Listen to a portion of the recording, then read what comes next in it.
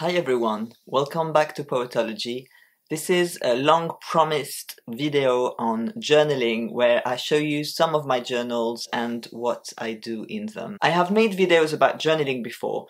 These were about my favorite journaling books. You can see my favorite books on journaling and my favorite books on illustrated journals. This one will be more practical. It is about how to keep a journal, how to start keeping a journal if you want, and it shows some examples from my own work. I have been keeping journals for years. I started when I was 11 or 12 years old, and I have been writing almost continuously since then. This means that I've accumulated dozens of finished journals, which I have kept, and I've started numbering them at some point. When I was younger, I used any journal that I could find, so they are very disparate. I will show them to you next time I'm in Switzerland so you can discover what some of my earlier journals look like. And then at some point in adulthood I switched to Moleskine and then Leuchtturm, which means that all of my journals are now similar and I number them. So for example, here you can see number 34, 35 and 36, and it's easy to see what format they are in. More recently I switched to a larger format here, and the last two have been this format, which is a little less practical to take with me, but it also means I get to keep them for longer because there is more space in them, and it's given me freedom to play with how I use the pages as well. It started as a mistake. I was ordering my journal online and ended up buying a larger one without realizing, but then I thought, let's try it for a while, and I think I'll do at least 3 of them like that. Maybe I'll stick to it, I'm not sure. That's a more recent change, but by far most of my journals are smaller sized, B5, Moleskine and now Leuchtturm. I switched to Leuchtturm when Moleskine paper quality went down. I like to write with fountain pens, so paper quality matters a lot, and I can tell if the paper is not optimal for that. If you don't know where to start with a journal, here are 7 tips on what to include. The first one is quick sketches. I would encourage you to do that even if you think you are bad at drawing, because they are only for your own use. Nobody else needs to see them. And sketching is actually fun, and over time you will get much better at it. Plus, even if you fail, that's no big deal. In fact, I think it's good not to see your journal as too precious and not be afraid to do something bad with a page, because the more pressure there will be on you producing very aesthetic work, the more difficult it will be for you to just grab your journal and put whatever you wish in it. As an alternative, you can also make a simple collage. This may be less intimidating. You just find things in everyday life and put them in your journal as a way of remembering them. Often a simple object or something I see at a friend's house. It can be extremely simple, and yet the effect is striking. Almost anything can go into the journal, really. And that's the approach I would encourage taking. You can also write down your dreams, and this may be intimidating at first because you may think you don't remember your dreams, but I guarantee as you start writing them down systematically, you will remember more and more of them. I have times in my life when I can remember up to 5 dreams per night, and then when I stop doing it, I don't. I only vaguely remember 1 or maybe 2 dreams at best. So it really comes with practice. The more attention you give to your unconscious life, the more of it becomes available. One reason to do that is that we spend 1/3 of our lives sleeping. Another reason is that obviously the messages delivered by your dreams can contain some inspiration for writers, and also information about what is going on in your inner life that maybe you are not fully conscious of. I love to use stamps, for example, for the date. I used to have a specific stamp to indicate dreams, so I could find them easily in my journals. You could use that for any kind of rubric that you use repeatedly and you want to signal it visually.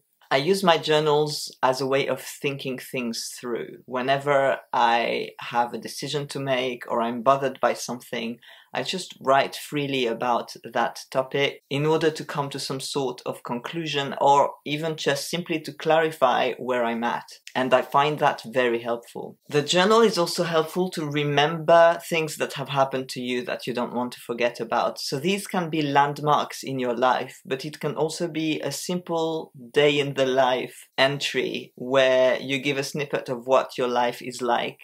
And that may seem incredibly mundane, but a few years from now your life might change, and looking back on how you used to live at this point in time might become much more valuable to you. You can also record dialogues or summaries of conversations that you've had. When you have a meaningful exchange with someone, it can be incredibly useful to write about it, both as a way of remembering it, but also a way of assimilating what is happening and giving it more thought. We tend to jump from one thing to another without giving it much thought, and the journal can be a way of stopping and lingering on some of the experiences that we've had in order to integrate them and make them matter a little bit more. You can also copy quotes and passages from books that you want to remember. It's a way of finding inspiration, remembering it better, and also looking back on them later on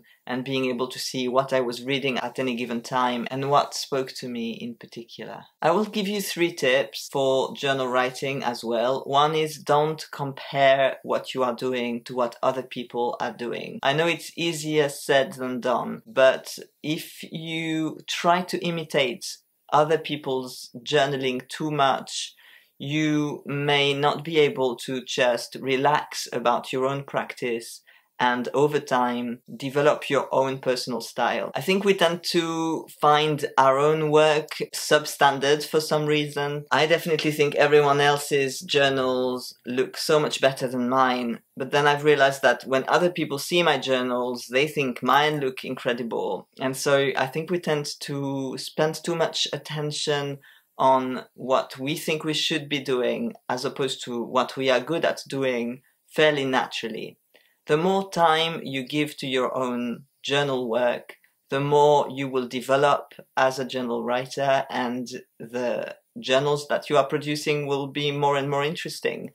Keep in mind that you are doing it for yourself. You're free to put it on Instagram if you wish, but mostly this is personal. That's also why it took me so long to put out this video. It's because sharing what I'm doing in my journal is not really the purpose of my journal writing. Another thing to keep in mind is that even entries that seem unimportant, mundane, or frivolous will gain importance as they age. When you look back on what you did 10 years ago, it will be very valuable, even if it seemed a little silly at the time. We underestimate how valuable it is to keep these traces of who we were, the way we thought at a particular time, and the emotional landscape of our lives. And finally, make sure you keep it simple, open, and flexible.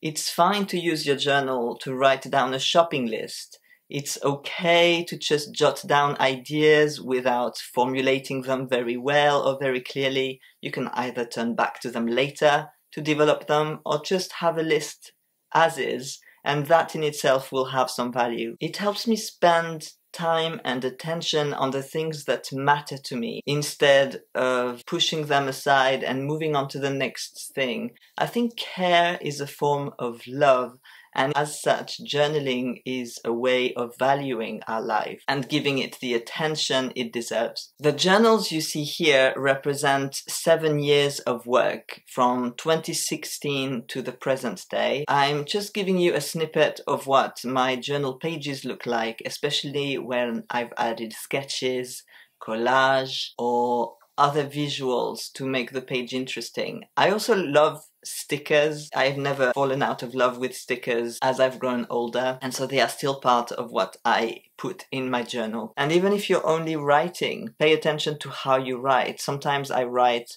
a big text across the page. Sometimes I use columns on the page. Sometimes I vary. You can experiment with lettering and titles. Find ways of making it pleasing to look at. I use stickers on the covers as well, and at other times I tape something up. I also had illustrated moleskins, special edition moleskins with embossing on the cover, but as you see, it has faded over time. I use the stickers to give a different visual identity to each of the journals. And that comes to represent the time when I was writing them. I remember taking those journals with me everywhere and them sharing my life. And that's really how it becomes. If you use them regularly and you have them with you often, they become like a companion that you can trust, as well as something that gives you inspiration for your other writing or artistic endeavors. Let me know if you have a journal or if you would like to start one, and what you would like me to cover in future journaling videos. I really hope you enjoyed this introduction to journaling, and I look forward to seeing you in the next video very soon. Bye!